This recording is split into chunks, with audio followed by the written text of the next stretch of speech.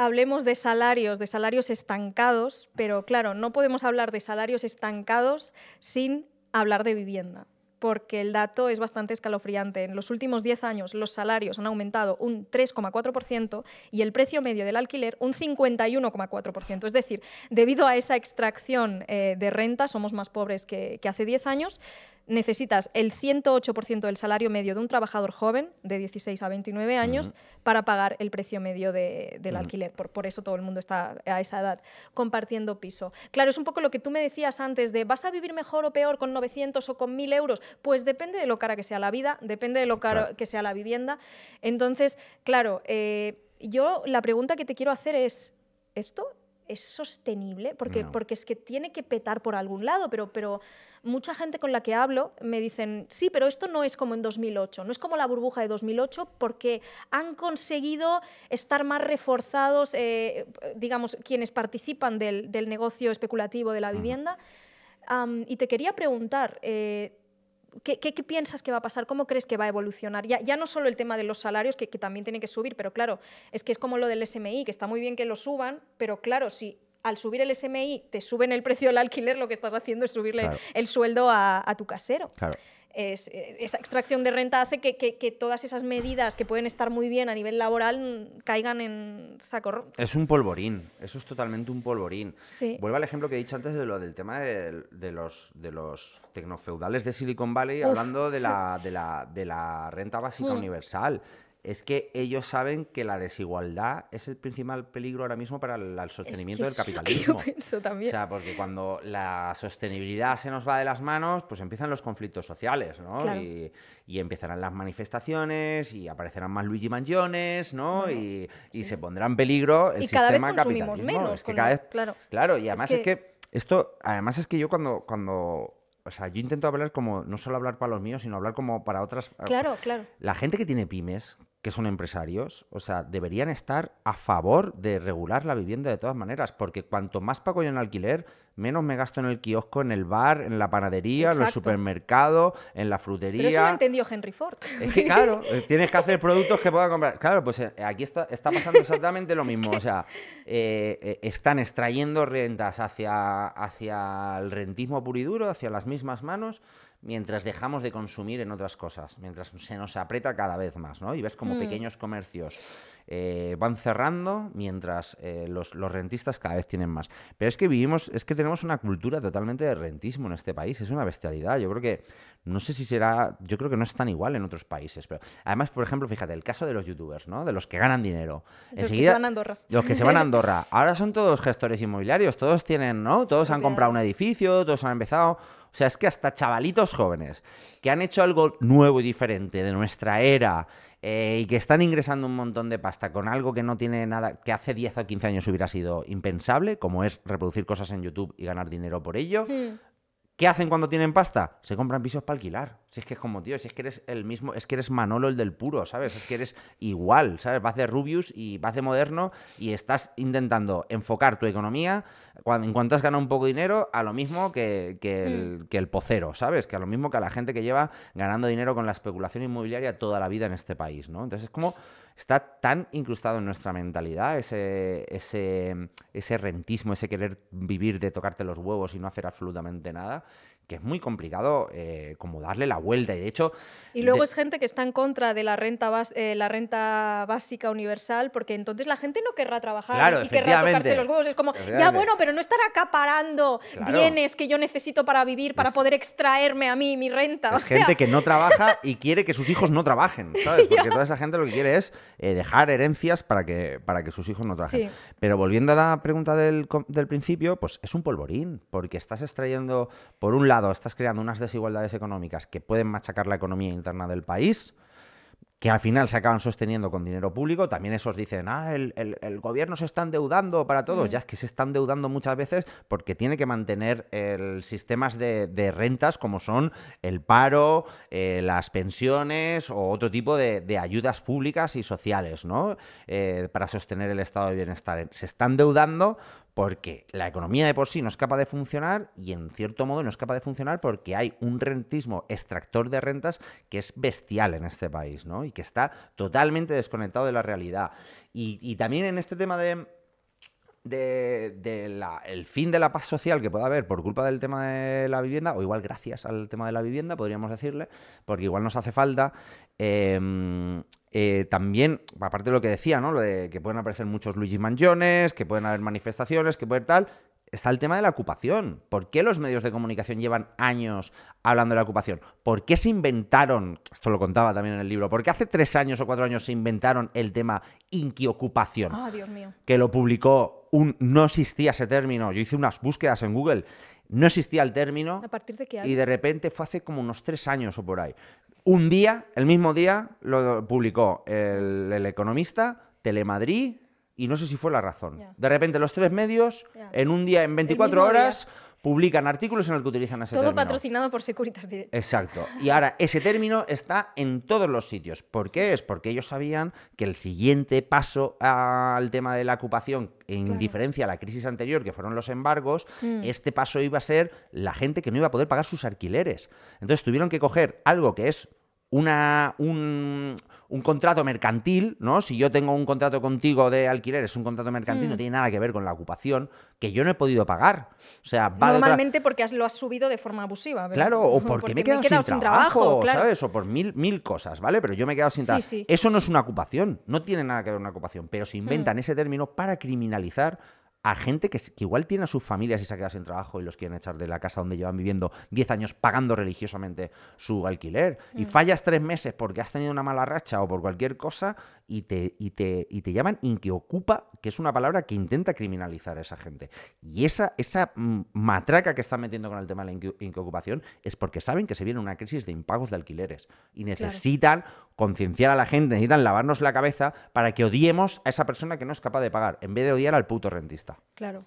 Y bueno, y también para vender más alarmas de seguridad, ¿no? Para que nazis como Desocupa crezcan, etcétera.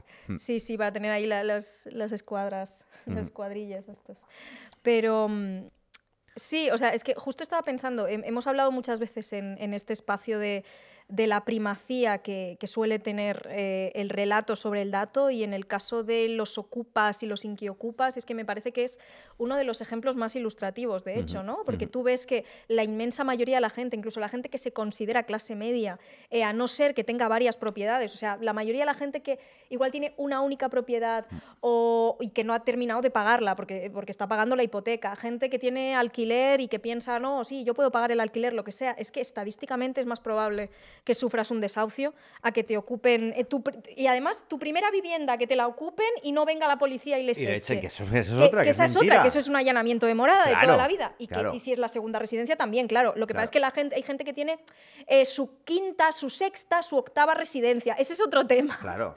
Publiqué yo un reportaje sobre los seguros de línea directa. Los seguros de línea directa es un claro reaseguro. Estás asegurando una cobertura que no necesita. Y que no te pueden... Porque le están vendiendo seguros de ocupación a gente de primeras viviendas. Claro. Y eso no existe. No existe la ocupación de primera vivienda. Eso es allanamiento de morada. De y toda viene la la policía y lo echan a patadas y se lo llevan esposado a la persona que ha entrado en tu casa. Claro. Porque estás haciendo un allanamiento de morada y eso es un delito bastante grave, que nada tiene que ver con la ocupación. Pero esto se genera ese relato porque, o sea, exponer a la sociedad una en contra de otra, ¿no? Cuando lo que tú has dicho, cualquiera o sea, la grandísima mayoría de la gente, el último contra el penúltimo, la grandísima mayoría de los penúltimos están más cerca de ser desalojados de sus casas que de ser Amancio Ortega, ¿sabes? O sea, que es brutal, pero claro, como está eso de la propiedad privada, que es otro de los... Volviendo, ¿no? A la primera pregunta que me has hecho, lo de los mantras del neoliberalismo, ¿no? La propiedad privada por encima de todo, ese es uno de los mayores mantras que existe. Y el aspiracionismo de clase media, claro, yo me quiero identificar con este que tiene varias propiedades, aunque yo esté pagando la hipoteca de una o esté pagando un alquiler, pero yo soy una persona decente, no soy un inquiocupa de estos, y es como, perdona, pero materialmente hablando, estás al lado. Estás bastante cerquita de ser Parásitos, tal cual. Totalmente. Viene otra nueva crisis fuerte y muchos de los que están ahí ahora diciendo malditos ocupas y votando a Vox acaban en la calle.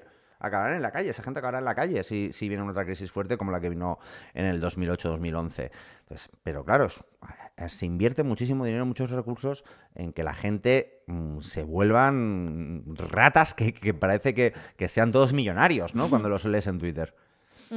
Y luego, aunque a mí no me guste comprar el marco de la guerra intergeneracional, porque me parece que es hacer, claro, en plan, es hacerles el juego a quienes más tienen, ¿no? Porque que muchas veces también tienen 20 años y también tienen 30 propiedades porque se las ha pagado su papi. O sea que, por no hablar de la cantidad de, pues eso, de abuelas que sufren desahucios, etcétera. O sea, no es una cuestión generacional, pero una cosa que sí noto es que hay una generación, hay algunos boomers, aunque no me guste tampoco mucho la expresión, sobre todo, especialmente, por no decir exclusivamente, los que compraron propiedades en su día, que creo que sí que viven bastante desconectados respecto a cómo viven y cómo tienen que gestionar su economía y sus finanzas, vamos a decir, los jóvenes. Y el otro día leí una cosa que me pareció muy interesante y me hizo comprender un poco a las típicas cosas estas que te dicen de ¡ay, pero si no llegas a fin de mes, ¿cómo es que tienes un Mac? ¿O cómo es que tienes un iPhone? ¿No? Y claro, es que una persona, bueno, vi en un artículo que habían hecho como cálculos y salía, o sea, esto era en Estados Unidos, así que no se puede extrapolar del todo a España, pero me pareció muy interesante porque básicamente decía que antes quizás un televisor costaba el equivalente a, yo qué sé, el 20 o el 30% del alquiler o de la hipoteca, de lo que tuvieras que pagar de la hipoteca anual. Y ahora no representa ni el 50% de lo que pagas en un mes. ¿Qué pasa? Claro. Que es como, dices, vale, los artículos de lujo se han democratizado, pero en cambio la vida se ha encarecido, con lo cual es como, el lujo ha dejado de ser lujoso y ahora la vida es el lujo, la comida, pero también la vivienda, ¿no? Entonces, eso me hizo entender un poco como este rollo de, pero tienes un tal, que es como, ya, bueno, pero es que mi móvil no vale ni la mitad ¿sabes? De lo que pago de alquiler. Entonces, ostras, no sé, tú te encuentras cuando hablas de los problemas sobre todo de la precariedad juvenil, etcétera, y de la inestabilidad laboral que tienen también los jóvenes a día de hoy. ¿Tú te encuentras igual con muchos perfiles de este estilo o no crees que haya realmente... ¿Pero quieres decir del estilo que sí que piensa en esto de la guerra generacional? No, que precisamente, pues eso, que digan, no, lo que pasa es que los jóvenes no quieren trabajar, un poco... Sí. Todos hemos tenido problemas, pero sí.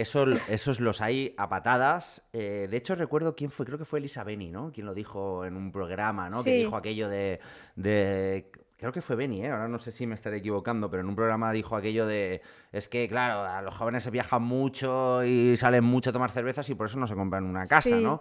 Entonces yo cogí y tuiteé una cosa que se viralizó un montonazo, que era una historia verídica que había hecho yo con mi padre. Yo cogí a mi padre un día, me acuerdo que fue hace años, fue cuando yo empecé a currar, o sea, poco después de la burbuja, ¿no? Igual yo que sé, era 2010, 2011, hace 15 años o por ahí, ¿no? Y yo fui a mi padre y le dije, oye, papá, ¿tú cuando compraste el piso, cuánto te costó? El piso en el que habíamos, nosotros, yo nací en Galicia, pero siendo un bebé nos mudamos a Valencia, ¿no? Y me dijo, pues 1.100.000, creo que me dijo, ¿no? Dije yo, ¿y tú cuánto cobrabas en aquel entonces? De pesetas. De pesetas. Claro, 1.100.000 de pesetas. De euros, digo, uy. No. 1.100.000 de pesetas. Y mi padre me dice, pues yo cobraba unas 90.000, 80.000, 90.000 pesetas. Entonces yo hice dividí una entre otra y te sale 15, 16 meses. 16 mensualidades. Entonces me miré un piso en mi barrio, mi piso en mi barrio valían 100.000 pavos tranquilamente, en aquella época ya. En aquella época, que te iba a decir, ahora 100.000 porque no estábamos valen, saliendo, claro, te estoy hablando de hace 10, 15 años y yo cobraba 1.000 euros. Dije, yo 100 mensualidades. O sea, mi padre se compraba una casa con 16 mensualidades y yo necesito 100 mensualidades. O sea, ese dato ya, o sea, es que es aterrador. Y puse en Twitter, preguntarle a vuestros padres y hacer esta misma cuenta. Claro, había gente que me contestaba diciendo, estoy llorando, lo acabo de preguntar, se lo pregunto a mis padres y se me estaban saltando las lágrimas de ver las diferencias que hay. Entonces yo creo que volvemos al caso de la vivienda, es una extracción de rentas totalmente brutal. Y en cuanto a lo de abaratar y esto, también vuelvo a otro de los temas anteriores, que es el tema de la globalización. ¿Por qué tenemos tecnología? ¿Por qué nos cambiamos tanto de ropa? ¿Por qué tenemos tal? Porque lo producimos en Asia, ¿sabes? Porque se dejó de producir aquí, claro. ¿Sabes? Y nosotros dijimos, no, aquí nos dedicamos a los servicios al turismo, ¿no? Y esa globalización que no nos ha salido tan bien como pensábamos. Claro, nos hemos acostumbrado a unos trenes de vida, por ya decirlo de alguna manera, que es, pues sí, tener todo nuestro portátil, todos tener nuestro móvil, todos tener nuestras cosas, pero que al final ese tipo de productos los tenemos gracias a un abaratamiento, igual que de la ropa. Ya. Ahora te puedes comprarte camisetas a 9,95 porque te lo hace una niña en Bangladesh, ¿no? Pero si no, si las produciéramos todos aquí, como se producía anteriormente, conservando los derechos laborales y pagando sueldos dignos, que en Bangladesh seguramente no se estén pagando, y los Para eso horarios estarían tal. bien los aranceles. Claro, para eso, Volviendo. también, aranceles Ay, perdona. aranceles a las países que no defiendan, o sea, que no aseguren los derechos laborales de la gente.